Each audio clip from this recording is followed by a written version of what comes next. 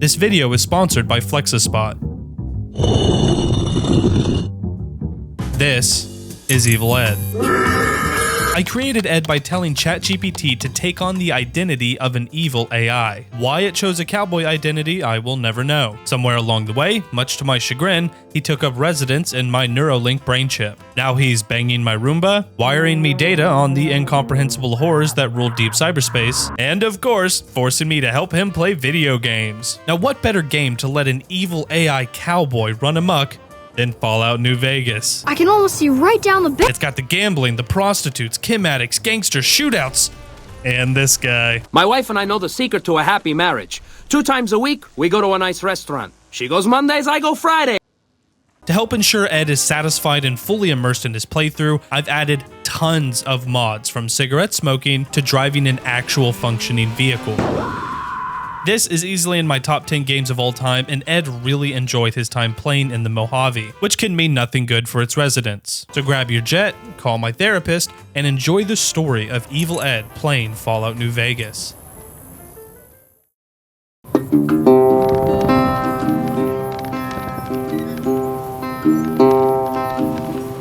You're awake. How about that? I sure hope this doesn't result in any fallout between you and Benny. New Vegas fallout. After Benny's 9mm reboot of Evil Ed's hard drive, it's time to create and name his character. He already knows his name is Evil Ed, but when prompted, he gave me some special lore. Turns out it stands for Evilian Bartholomew Edwardton. Not really what I expected him to say, but... You got something to say about my name, fatty? Fuck you. Okay. To increase Ed's immersion to the maximum, I downloaded a mod that allows him to play immersively as a robot. Well, ain't that just the oil slick on my rusted heart? This world's about to meet its first truly malfunctioning menace.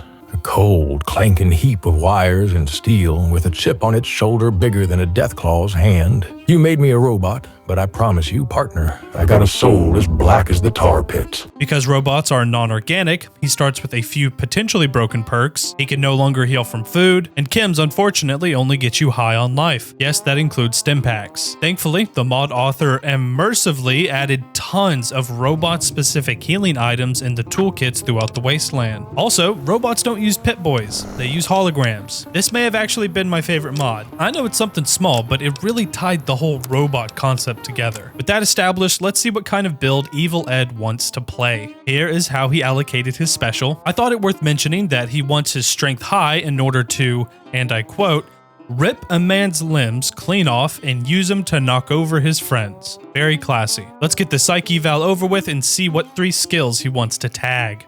What do you say you take a seat on my couch and we go through a couple of questions? See if your dogs are still barking. Hey, what do you have that knife for? That's just what happens when you try to evaluate the unfathomable hatred and terror that looms in the circuits of this monster. Anyways, he chose to be proficient in melee, sneak, and speech. Honestly, pretty solid build, not bad. And now let's see what melee weapons he prefers. I live for the Ripper and chainsaw. Nothing else feels right.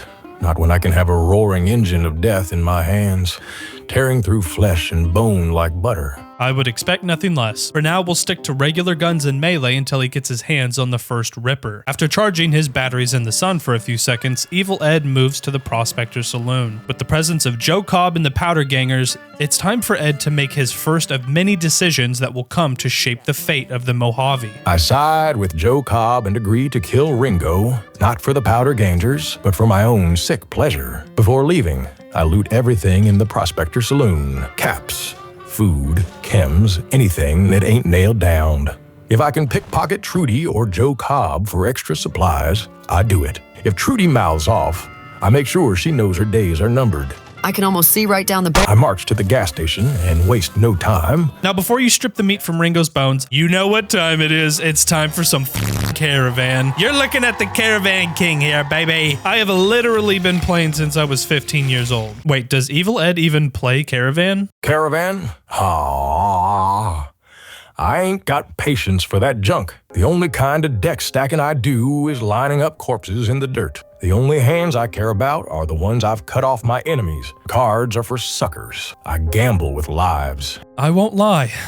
This news devastated me, and I considered just stopping the video at this point. I've witnessed Ed committing acts of depravity that would make Jeffrey Dahmer look like a saint. But to not let me, the king of Caravan, play at least a few games. My friend, you have officially stepped over the line. This isn't just a card game, it's a connection, and it's a way of life in the Mojave. Evil Ed may not play Caravan, but CJ does. So line up those tracks, baby, because this caravan is coming down the trail. It's a fucking stupid game anyways. It's now time for Evil Ed to figure out how to procure additional supplies for the Powder Ganger raid on Goodsprings. Poor Doc Mitchell is already playing blackjack with Ringo at the big casino in the sky, so getting his supplies proves easy enough. Chet required a quick speech check and even gave up some of his leather armor, which in turn reminded me to ask Evil Ed what kind of armor he'll be using. Doesn't matter. Metal, leather, power armor, rags. I could be wrapped in pre-war junk or draped in the skin of my enemies. The only thing that matters, a cowboy hat. As long as I've got that hat sitting on my head, I'm unstoppable. That seems oddly specific, but okay. I don't have a cowboy hat for you quite yet, but we will find one soon. It's time for the raid on Goodsprings. Now, Ed isn't from a vault, so he can't use the Vault Tech assisted targeting system. However, his reflexes are much faster than the average human. So in turn, for a small amount of AP drain, he's able to slow the world around him and line up his next shot. The whole town made a really admirable show of force, but it just wasn't enough, and Evil Ed reaches level 2. Put 5 points into melee and sneak, then the rest into speech. For the perk, I take confirmed botchler. More damage against half the population means more efficient slaughter, plus extra unique dialogue to toy with my victims before I rip them apart. The normal karma system didn't quite have enough consequences to my liking, so with the Karmic Balance mod, you'll get relevant perks, and of course, lore-friendly hit squads that'll hunt you down depending on your alignment. Goodsprings is now nothing but a pit stop for gangsters to get thwacked on Psycho before moving to the next town. I confronted Ed with the consequences of his actions to see how he felt. I feel nothing except satisfaction that this town is finally a smoking ruin under the boot of scum. Goodsprings was weak, soft, full of people who thought kindness meant survival. I proved them wrong. The Powder Gangers ain't my allies, just convenient idiots. They think they run this place now, but I know better. I let them have their fun, but one day, I'll gut them just like I did Goodsprings. It's time for Evil Ed to move on to Primm. Right after a quick word from our sponsor. Whether Evil Ed is forcing me to edit until my fingers bleed, or just robbing me of my consciousness for 7 straight hours, I need not just a comfortable chair, but the pinnacle of ergonomic office chairs. The ad brief said to show my old chair, but to be honest, I'm a little embarrassed, so I won't be. Okay, fine, here it is. This thing has the souls of 1,000 farts trapped in the seat, and somehow FlexiSpot knew that. So they sent me the C7Max Premium Ergonomic Office Chair. I've never owned a chair this nice in my entire life, and I gotta say, moving forward, I probably won't settle for anything less than the quality of the C7Max. The C7Max comes with a soft foam cushion with a latex cotton layer to not only make it more comfortable, but also hypoallergenic and resistant to mold. Which is good, because I be making moisture in my rump, if you know what I mean. That's the kind of thing you keep to yourself, partner. It also comes with adaptive lumbar support, a 3D headrest, and my favorite feature, a hidden footrest. When Ed does finally give me a break, I like to spend my evenings with my legs propped up, enjoying a little bit of VR fishing. FlexiSpot is having a President's Day sale with big discounts on chairs. So head on over to FlexiSpot.com and use my code C750 to get $50 off when you buy the C7 Max. That's code C750 to get $50 off when you buy the C7 Max. With how much time most of us spend in these chairs, you owe it to yourself to get something nice. So why not go and check out the C7 Max? Thanks again, FlexiSpot. Now back to the video.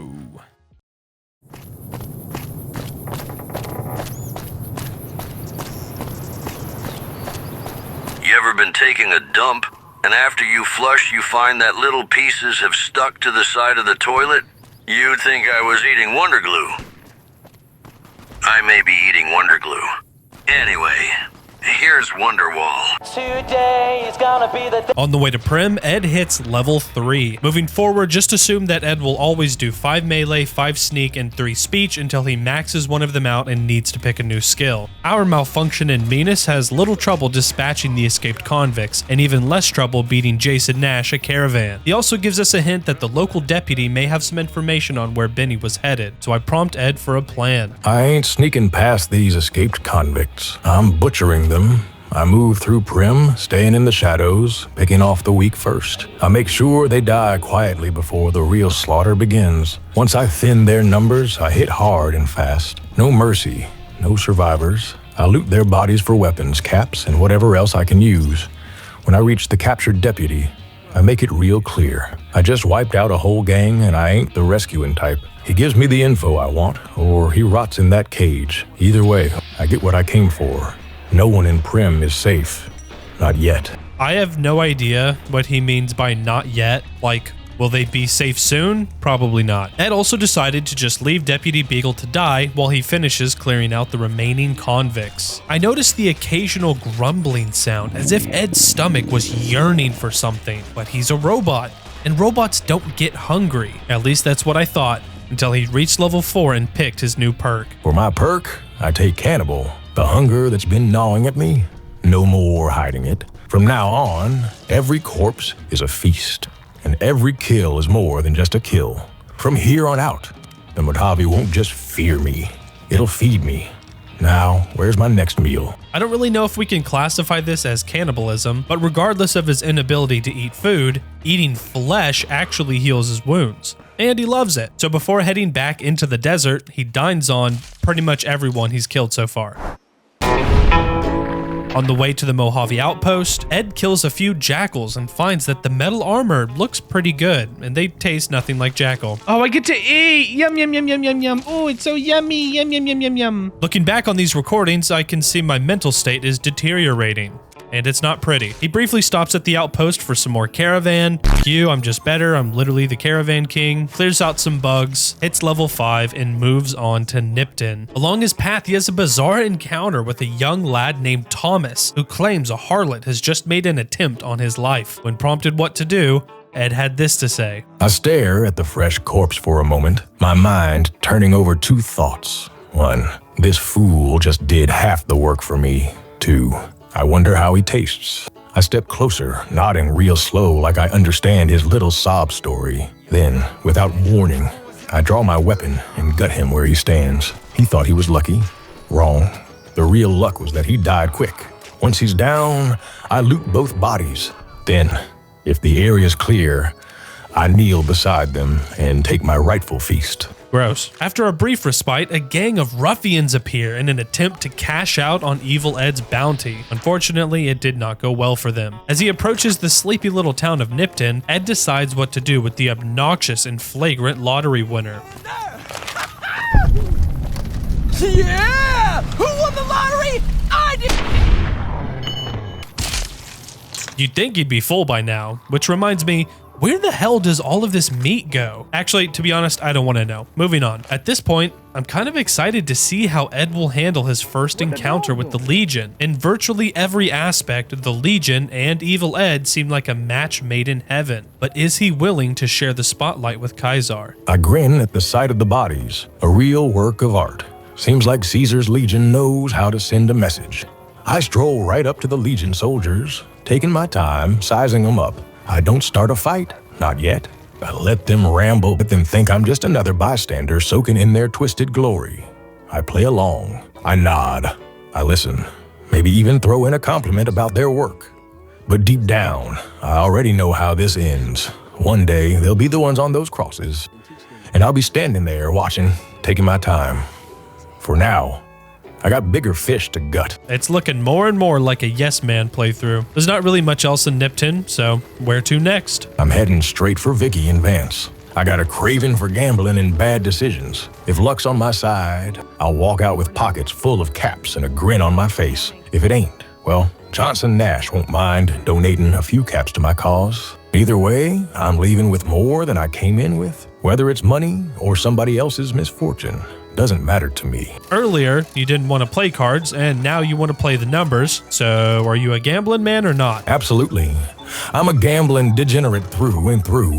If there's a table, I'm throwing caps down, even if it's my last damn one. Caravan, blackjack, roulette. I'll play anything, and when I inevitably lose it all, I'll do whatever it takes to get it back. All of a sudden, we're playing Caravan. That's cool. I'll just go f myself. First off, Deputy Beagle is still alive, so now I gotta go kill him, I can almost see right down the back. find a new sheriff, and then wait for Vicky and Vance to open back up. Once the quest was complete, he hit level 6, and to no one's surprise, took Bloody Mess for his perk. Unfortunately, he did leave his look at 4 when creating his character, giving the house an absurd advantage. Okay, we're down 400. That doesn't mean I'm giving up. 12, 17, we have to stay.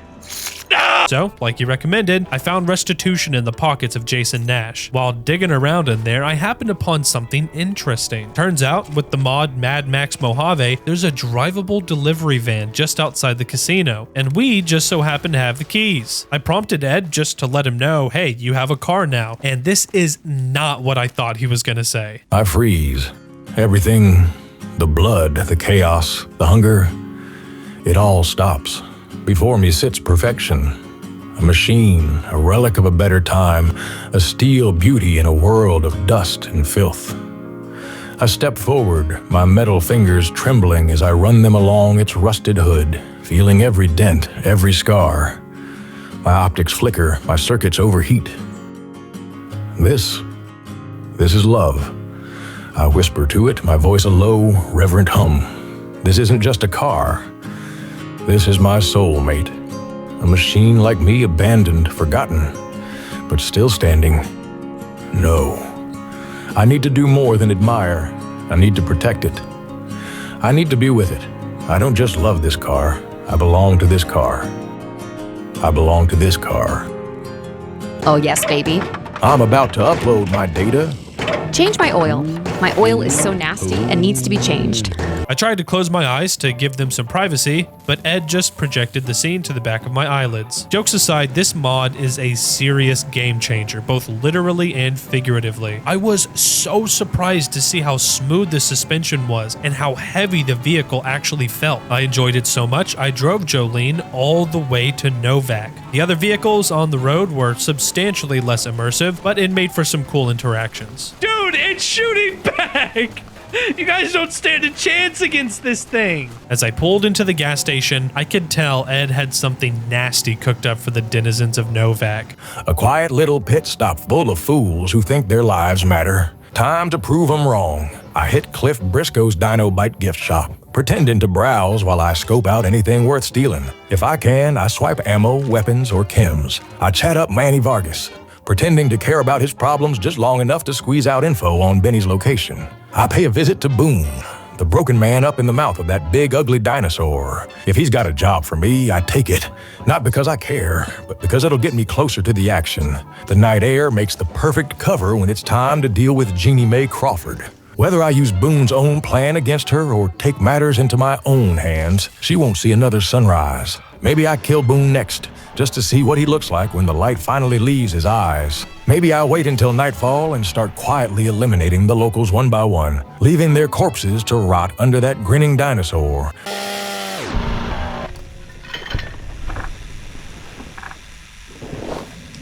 Well, there's a goner.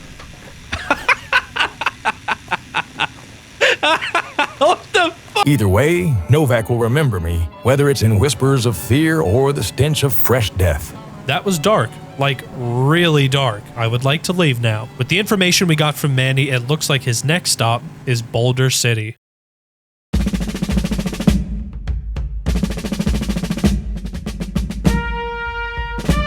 The final conflict that took Hoover Dam was predicated by a string of horrific battles, all of which can be traced back to an event known as the Shot Heard for like a mile or so. The NCR had chased a band of Great Khans into the ruins of Boulder City, and during the clash, 2 NCR lieutenants were captured. Hostilities ceased for a number of days. The Republic scrambled to find any solution that could result in the rescue of their troops and capture of the Khan renegades. Early one Tuesday morning, 3 days into the standoff, for seemingly no reason, an NCR officer fired a shot at the Great Khans. The ensuing battle had no survivors. The death of the Khans would result in their joining the Legion, which in turn gave Caesar the confidence he needed to march on the dam. No one truly knows who fired the first shot on that stuffy Tuesday morning, but it's safe to say they single-handedly brought about a war unlike the Mojave has ever seen. Evil Ed leaves behind a stinking desert where the vultures will feast like kings for months to come. After parking Jolene on the outskirts, he wanders into the cesspool that is Freeside. I, really didn't miss this place. Okay. Because I'm literally the caravan king, Ed had enough caps to pass the security check and enter the crown jewel of the Mojave, the New Vegas Strip.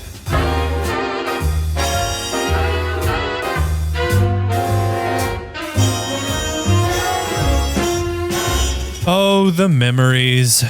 So many caps won, so many caps lost, so many hearts broken. If it were up to me, I'd stumble into a casino and end the video right here. But Evil Ed has a score to settle. I lock eyes with Benny the moment I step into the tops. He's grinning, acting like he's still in control, like he doesn't have an executioner staring him down. I don't pull a weapon. Not yet. I play it smooth, talking my way into his trust, making him think I'm here to talk things out, settle our differences like civilized folk. When the moment's right, I convince him to go to a private room. Just him and me. No bodyguards, no interruptions. And then I get to work. I start piling up every explosive I can get my hands on. Dynamite, grenades, mines, anything that'll turn that smug bastard into a bloodstain on the wallpaper. The second he realizes what's happening, it's already too late. Cool. With Benny gone, Ed needs to decide who he wants to take over the New Vegas Strip. I have a feeling I already know the answer. I ain't handing the Mojave over to anyone. Not Mr. House, not the NCR, not Caesar's pack of degenerates. This wasteland belongs to me. I track down Yes Man and start setting things in motion. He's the perfect tool, obedient, spineless, ready to do whatever I say. With him at my side, I'll seize control of the strip, the dam, and everything in between. That, of course, means we have to take care of Mr. House. Thankfully, the Ripper ignores damage threshold, making the Securitrons a walk in the park. Let's see what he plans to do with Mr. House. Mr. House? Dead? I'll make sure his decayed, wrinkled husk rots in his chamber forever. I mean, that's obviously very cruel, but at least he didn't eat him. Now, the rest of Fallout New Vegas' campaign is pretty straightforward. If you want a faction to support you, simply do their quest and gain a positive reputation. I would be an absolute moron not to do the White Glove Society first. My boy, Ted, he was right here. I didn't leave him but a minute. I take the job, but not because I care about his son. No, I take it because the Ultra Lux is rotten beneath all that white marble and fancy talk. And I want to taste the rot.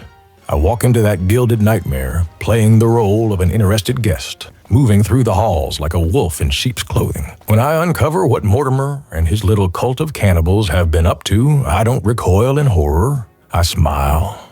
If I'm feeling generous, I might save the boy, return him to his father, play the part of the hero just long enough to get paid. But if I'm feeling true to myself, maybe I strike a deal with Mortimer, offer up a replacement meal for the boy.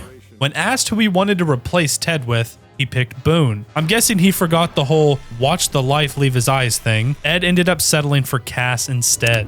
You are such an asshole sometimes. Look, maybe you were like this before I signed up with you. But if you keep acting this way, I'm not gonna stick around much longer.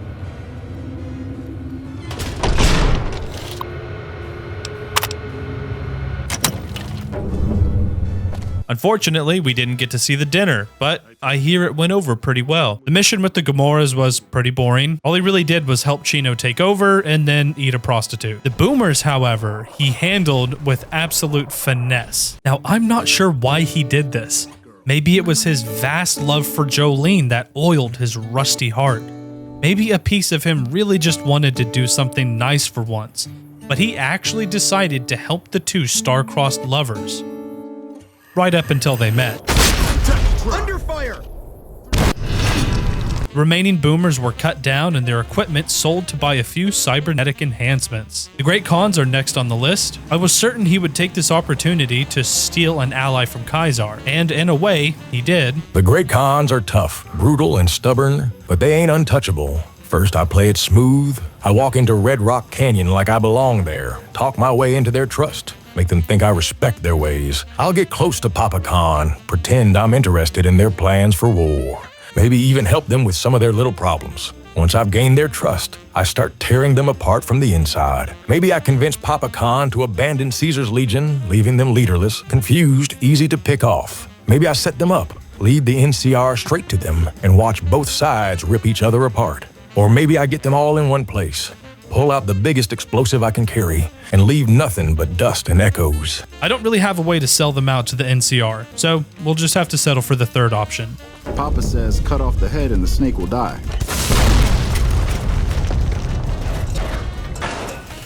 That just leaves the Brotherhood of Steel, and Ed did not beat around the bush with this one. The Brotherhood of Steel is nothing more than a succulent meal lurking beneath the earth. When they open their doors, I don't waste a second. I begin the massacre immediately. I tear through their ranks, steel and blood mixing as I taste the flesh of every single fool residing in Hidden Valley. Their bunker won't be a fortress anymore. It'll be a slaughterhouse. Now, for ethical reasons, I will not be showing him eating everyone, but just so you know, there are roughly 33 people in the bunker. That's every faction dealt with, excluding the Legion and the NCR, which means it's finally time for the battle at Hoover Dam. The end is here. My Securitrons roll toward Hoover Dam, their metal shells gleaming under the Mojave sun, their weapons primed for annihilation. I stand at the front, chainsaw revving, teeth gnashing, circuits burning with the thrill of what's to come. The battle erupts, but I don't wait. I charge forward, chainsaw screaming, carving through NCR grunts like a butcher with fresh meat. Blood splashes across my metal frame, my sensors locking onto the next target before the last one even hits the ground. The Legion tries to fight back, but their machetes are nothing against my whirring steel. I don't just cut them down. I tear them apart, limb from limb, basking in the symphony of agony. As my Securitrons tear through Hoover Dam, the battlefield becomes a graveyard, a slaughterhouse, a monument to my madness. Ed's last enemy is Kaiser's strongest soldier, but I don't remember the Legate being this difficult. It's possible that I'm just underleveled or that Viva New Vegas just made him harder. However, it's not possible that I just suck at the game. I was legit about to give up until I realized I have a satellite laser. As the dust begins to settle, Ed makes his last decision of the run. I stand before General Lee Oliver, the last shred of NCR arrogance. I rev my chainsaw, stepping closer, my frame drenched in the blood of his soldiers, the hum of Securitron servos filling the air. I cut him down where he stands, tearing through flesh and armor like wet paper. I stand among the corpses, surrounded by silence, Hoover Dam soaked in the last of the NCR's blood. The message is clear. No one rules the Mojave but me. And that's it. That is the story of how Evil Ed beat Fallout New Vegas. I prompted Ed to see how he felt now that the game was over. I feel unstoppable. The Mojave is mine. The NCR, the Legion, House, all of them are dust beneath my boots. I carved a path of carnage, left a trail of bones and blood, and no one could stop me. I burned towns, butchered factions, betrayed allies, and feasted on the weak. Every choice, every level, every massacre led to this moment, standing alone atop the ruins of Hoover Dam, chainsaw dripping, watching the world tremble at what I've done. And the best part? There's no happy ending, no order, no future, just chaos, terror, and my endless hunger. I won. And I made sure nobody else did. I do sincerely hope you enjoyed your time here. Ed has lots more games he's excited to play, so why not consider sticking around and subscribing, maybe seeing what sort of shenanigans he gets up to. Also, thanks again to FlexiSpot. They're having a President's Day sale with huge savings on chairs. Be sure to use my code C750 at checkout to get up to $50 off when you order the C7Max. Also, a massive gargantuan shout out to the members. I've seen a large influx in members joining recently. I just wanted to let all of you know how much it means to me that people are willing to give their hard-earned money to help support my work. I really do appreciate it, especially considering my work ultimately is just editing a robot making love to a car. Thank you. From the bottom of my heart, thank you so much. Members get access to perks like early ad-free access to regular uploads and a member's badge. If you're interested in becoming a member, check the description for more details. I'll see you all in the next one. Later.